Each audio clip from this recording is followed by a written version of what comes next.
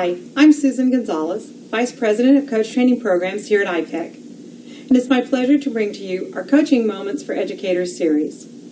The question that comes up quite often for administrators and teachers alike is, how do I deal with difficult parents? Well, it depends on what you mean by difficult. Here's some examples.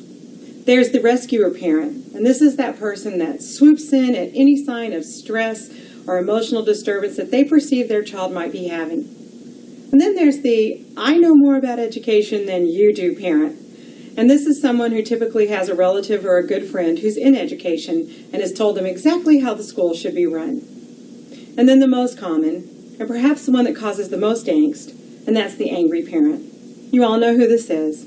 This is that person that comes in very emotionally charged, they're confrontational, and you might find yourself avoiding communication with them because it's just too stressful.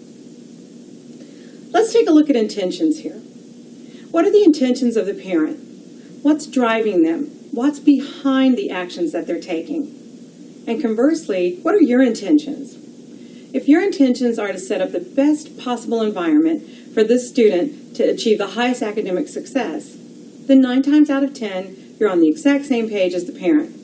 And if you're there, both of you on the same page, you're halfway to developing the kind of positive relationship you really want.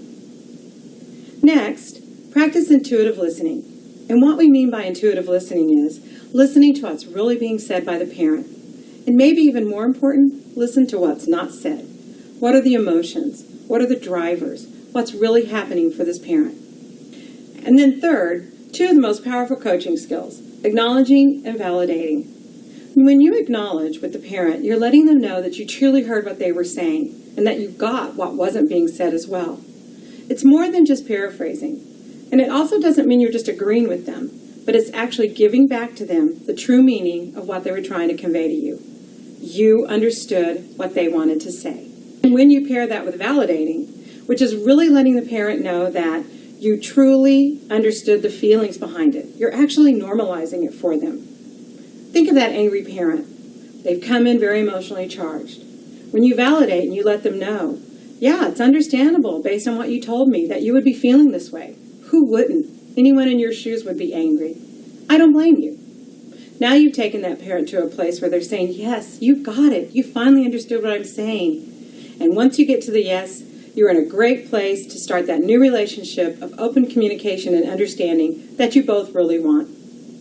So remember, examine the intentions, practice intuitive listening, and don't forget to acknowledge and validate.